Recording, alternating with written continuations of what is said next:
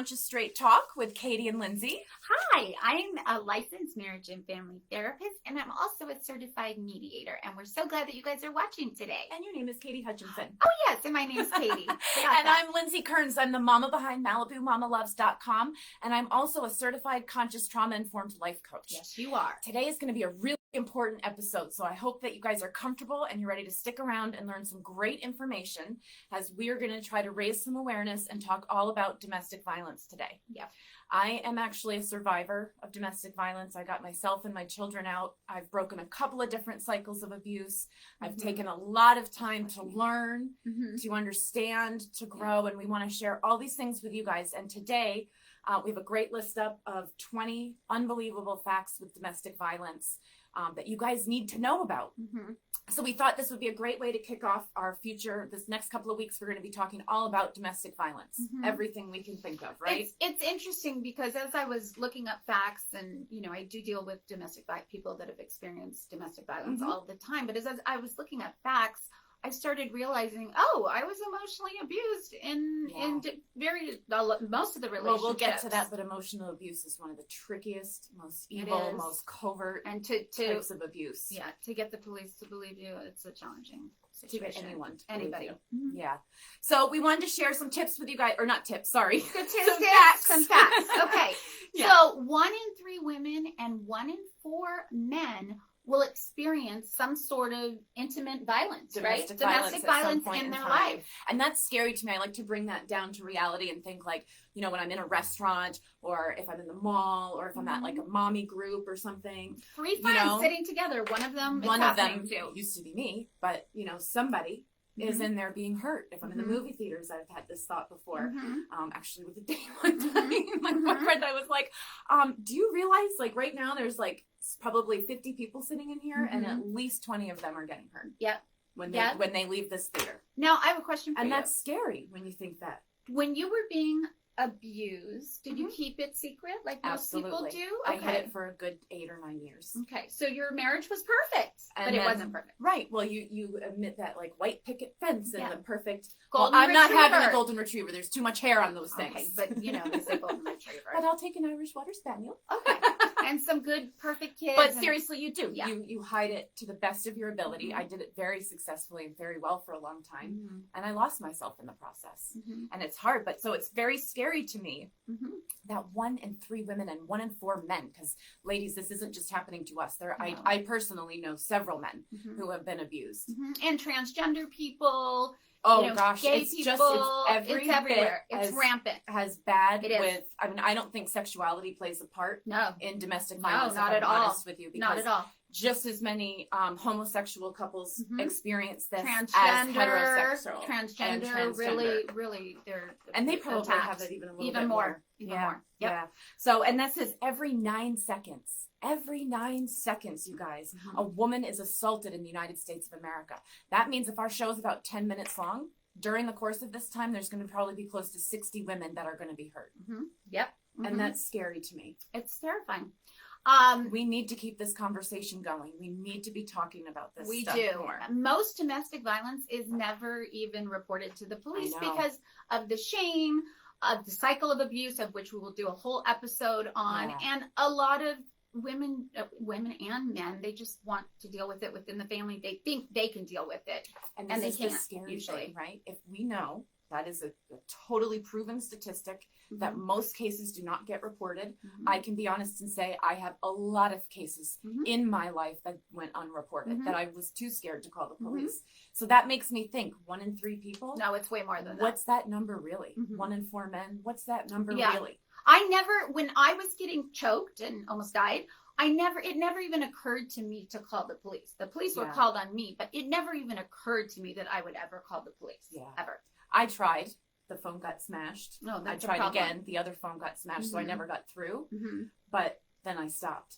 I didn't try again. And you probably wouldn't press charges. No, I wouldn't have. It was just to get the pains to stop. Yeah. Although they would have taken one of you in. In this day and age, they have to take one of you in if the police are called. And it's very scary. Yeah. Okay. Domestic violence is a leading cause of injury to women. Now, you guys, this one blew me away. And I've known this for a couple of years now.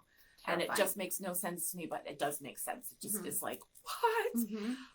literally, Mm-hmm. it is there are more injuries to women from domestic violence than car accidents, muggings, and rapes combined. Those three horrifying things that we hear that we don't ever want to hear from our friends, but sadly we do. Oh, we got mugged. Oh my God, I've been raped. I've been hurt. Domestic violence is happening more than that, all of them combined. That's scary. That's wrong. And women being raped, I don't know the statistic, but I thought it was like 1 out of 3. So, yeah. Okay. Domestic violence accounts for 15% of all the violent crimes. That's just crazy to me. It's so high. It's not that crazy to me, but it's, yeah. Okay, so. You want to go globally. Okay, so globally, 38% of all murders of women are committed by intimate partners. That's almost 40%, you guys. That's huge. And it's, if you read stories in the news and whatever else, it's almost always the significant other. Yeah. Men and women that kill their partners. Yeah. And let's take that one step even worse. And so these pregnant women. Yes. 324,000 women. 324,000 women were experiencing domestic violence during their pregnancy. And that's horrible. Just what's reported. Again, we have to keep saying that because I want to reiterate to you guys, a lot of this stuff isn't reported. Yeah. Yeah. And actually, that's when most men cheat, is when women are pregnant. Probably because we get a little cheating us and beating us. Yes. There was something I wanted to add there that was important. Well, I wanted to just piggyback on that, and another crazy fact to me is that half of the homeless women and children, right, half the kids and the women that we have on our streets, they're running from domestic violence. They don't have a place to go. The shelters are too full. They're packed. They don't have family and they don't know. I know in my own situation, I had no idea there was 411 that you could call. Do you know what 411 is? I thought 411 used to give you information. Or sorry, no, it's 211. Oh, yeah, no, well, I never knew this. 211. No, I never would have known. You have 911 for emergencies, but if you're too scared to call the police, you can dial 211. It takes you to a domestic violence hotline where they will respond. They can call the police for you. They can offer you money. They can tell you where to go for the nearest shelter. Or there is a network of people that do have rooms in their homes. If you can tap into that network. You know, 211 will connect you to that. Okay. I had no clue of this. We need to put that up here for everybody. I do. I think I even have it listed up on the website because it's such an important asset that people don't realize is out there. Yeah. And so to piggyback on that, if there's a gun in the home, people are 6 times more likely to be shot. 500% more likely. That's huge. So that's men and women alike. So the guns in the home, kind of a little bit scary, people. Yeah, it's very scary. And I don't know, you want to talk about the teen statistic right now? So 1 in 10 teens are party domestic violence. Yeah, they're privy to. They see it. It's happened. Yes. Yeah. It's either happened to them, and I want to say I didn't realize that this had happened to me numerous times in junior high school and high school. Well, that's just it. And in my first relationship. No one's talking about it. So how do these kids know that it's not right? Exactly. And then this sets you up usually because this is the first love, your first love, and your first love is always the hardest to get over. This sets you up for your future relationships. Right. And my first relationship when I was 16 years old, turns out that there was abuse. I did end up with bruises. I was thrown against the closet. And I didn't know. I mean, that set me up for my future relationships. And then I would say that there were times when I was emotionally abusive in relationships as a result, because that's all I knew. Because that's what I experienced. The reality is that kid who hurt you probably grew up in some form of domestic violence. Totally. Because another fact, these children that are growing up in this and seeing this, they're 2 times more likely to grow up and treat their family that way. Or they're the abusees, or or they go completely you either have the enabler or the doer. Or completely the opposite, And I also found it interesting, in 60 to 80% of the domestic violence homicides that were found, 60 to 80% of the time, the man had been hitting the woman prior to. Didn't matter who died, if the woman killed the man or the man killed the woman. But in 60 to 80% of the time, she's been getting beat for a while before it got to that point. It doesn't surprise me. And I see this a lot with my friends and with other people. Where they have seen, they've experienced domestic violence even before they get married, and they're in denial, and they still get married, and then it only gets worse. They think, we have a baby, I have more another money. fact I didn't tell you about, but this one is awful. This one's gut-wrenching, you guys. 1 in 15 children in the United States are exposed to domestic violence. Yes. 1 in 15 kids each year, 1 in 15 kids are exposed every year. Mine was. To domestic violence, and 90% of them 90%. My son was also, Yours- my son saved my life, actually, but 90% of these people are eyewitnesses. These kids are seeing it firsthand.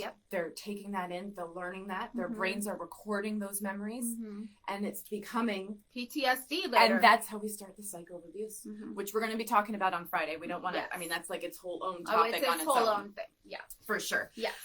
So I think our next topic we want to talk about. I want to make sure to include gay couples because and transgender. So 44% of lesbian women and 61% of bisexual women are going to experience rape, physical violence, or stalking by an intimate partner. So it's not just heterosexual relationships. It has nothing to do with sex. And I think it's probably a lot higher than those numbers because I bet those cases are even less reported.